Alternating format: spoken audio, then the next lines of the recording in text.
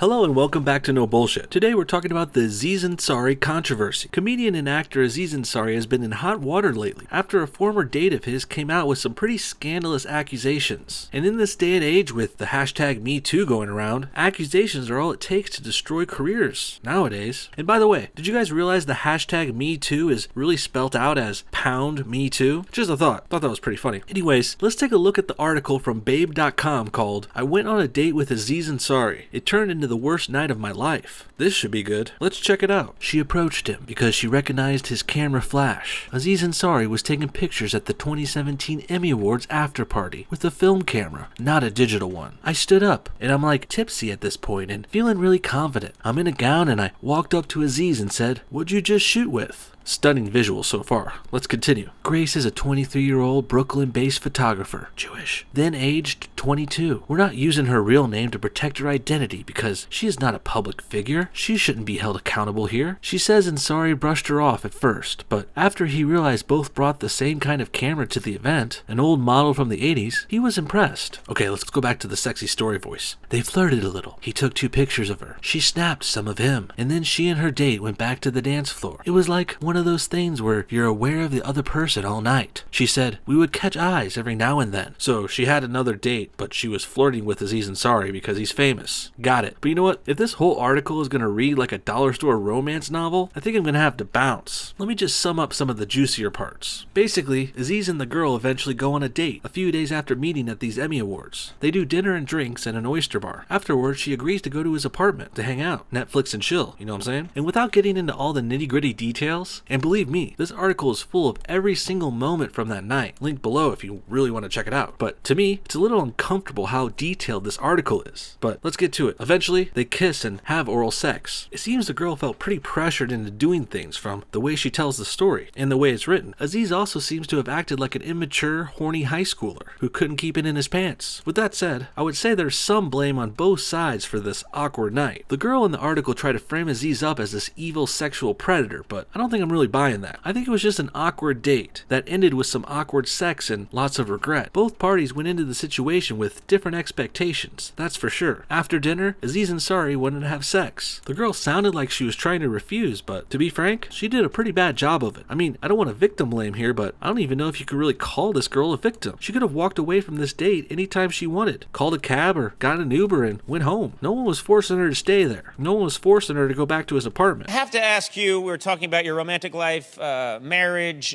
dating. Have you tried computer dating? Computer dating? Yeah. Is that like online dating? Yeah. Computer dating is like you're going out with an actual computer. You know what? Give me a break. I'm 77 years old. Tell me of this computerized dating. Yet she continued. She went to dinner, she drank alcohol, and went back to his apartment afterwards, willingly. And that's a pretty telltale sign you're gonna have some sex, if you're adults and you've been drinking alcohol. Now, granted, this girl was only 22 at the time, but even if you try to make the argument that she was ignorant of these implications here, I would like to go in your room. And I suspect that maybe you might say no, and yet I also feel like maybe you wouldn't dare. Well, that's not supposed to happen. she could have still walked out of the apartment once she realized Aziz was trying to kiss her and fuck her. But no, she remained and went along with the kisses and even the oral foreplay. So as far as I'm concerned, there's no crime here. Just some innocent misunderstandings and a sexual encounter between two consenting adults. There's no assault here, no rape, not even close. And as much as the article and media want to spin this, Aziz Ansari didn't do nothing, except maybe be a little too aggressive and handsy on a date. Have you tried this online dating? No, I've never done it. I have a friend, he did it, and he met his wife on one of those sites. And I asked him, I was like, oh, what'd you search? Because that's kind of a weirdly romantic thing. You know, he types in this phrase, there's all these like algorithms and stuff that come together, and he goes, Jewish and my zip code. And believe me, if Aziz was guilty, I'd be the first to tell you. This guy's been bashing conservatives and Trump since the election, trying to morally grandstand like the rest of the Hollywood elites. But even though he's not guilty of a crime here, I would say it's still pretty embarrassing Aziz was caught acting this way. He acted like a dog, buying 22-year-olds dinner and trying to one-night stand them right afterwards. That's still some pretty shameful behavior, especially coming from a 34-year-old professional actor, who not only tries to grandstand over conservatives and Trump, Aziz also is a self-proclaimed male feminist. feminist? Of course he is. And as we've seen time and time again, almost every public male feminist turns out to be a creep, at least nowadays. For example, director Joss Whedon was the poster boy for male feminists in Hollywood for years. Joss even spearheaded numerous female-driven projects, like Buffy the Vampire Slayer. He was thought to be a true champion for women in entertainment. That was until his wife penned a damning essay about all the times he cheated on her in the many years of their marriage. Make a baby tuxedo clothing line. You buy a Gulfstream G4 jet. Already interested. Take the wheels off. Get them off of there. Turn the jet into an apartment building. People could live inside their own private jet. I've developed a dope new game show where I ask couples scandalous questions and they have to guess what the other one answered.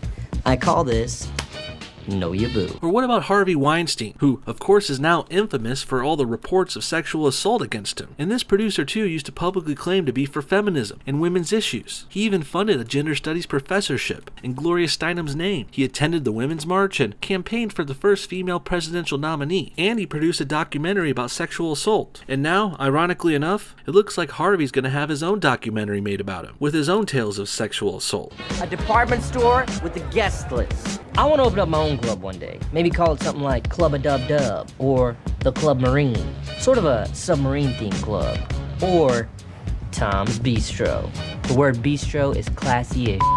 So, with all that said, it appears these types of sleazy Hollywood men like to publicly support women and feminism on one hand, while they also like to privately be creeps, adulterers, and outright sexual predators on the other. It really tells you a lot about the hypocrisy, the degeneracy, and the sexism in Tinseltown. But wait, I haven't even gotten to the best part of Aziz Ansari's story. You see, it has a pretty funny ending. As I was skimming through the Babe.com article a second time, I came across a couple lines and an interesting conclusion. The awkward date that happened in the story was back in September, a few days after the couple met at the Emmy Awards. But this article is coming out now in January, 4 months later. Why? Well, it wasn't just out of nowhere after all this time. I genuinely didn't think I would win because all the websites said I was gonna lose.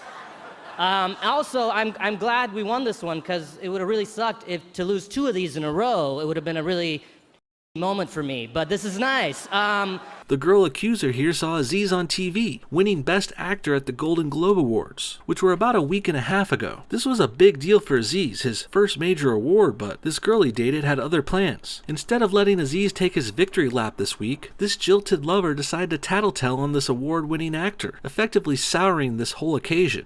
I want to thank Netflix, Cindy Holland, Ted Sarandos, all of our cast and crew. The only reason my acting is good in that show is because everyone else holds me up the whole time. Now, realizing this is how everything went down and the girl decided to come out with it after he won the award, it really makes me question her story and her motives. While I was being more generous to her side of the story before, I now feel like she's a little more shady and more likely to have exaggerated and tried to play the victim here in order to not only gain sympathy and attention, but to also try and tear down a former lover who she believes wronged her. She just couldn't stand seeing him doing well in life, being successful and winning, so she decided to try and bring Aziz down. In the end, the story is really a mixed bag. Sure, it appears to be another example of a Hollywood male feminist taking advantage of women behind the scenes, but considering how and when that girl decided to come out with this story, I'd say it's highly skeptical to say the least. It really goes to show how wild and crazy this hashtag #MeToo stuff is becoming. It's a real witch hunt going on out there, and I don't like it. Women's accusations are believed outright, without any research or skepticism. And recognizing this is happening, some women are using this to take advantage of their power to slander people they don't like, while men are stuck in a position where we really can't win. I'm glad I'm not single anymore. I really can't imagine trying to date or hook up with women in this day and age. It's like walking on eggshells out there. One wrong move and you're accused of rape and you lose all your money and your career. You could even go to jail. Hell, you could even do everything right 100% and still get slammed by some lying bitch who is bored or jealous of how successful you are, which I am very successful, by the way. It's a scary, politically correct world out there, and I think it's time to start reining this shit back in. What do you guys think? Did Aziz Ansari do anything wrong? Or was his jilted lover just out to get petty revenge for a date gone wrong? And what about Aziz winning the Best Actor award? I've always been a fan of him in the past. He's a really funny guy, but he won for a show Master of None on Netflix, which had an okay first season, but the later episodes got really weird and cringy for me. Seeing him try and date and be sexy is kinda awkward, which also makes me think his dates in real life are awkward. Tell me what you think about all this below in the comments, and thanks again for watching No Bullshit. See y'all next time.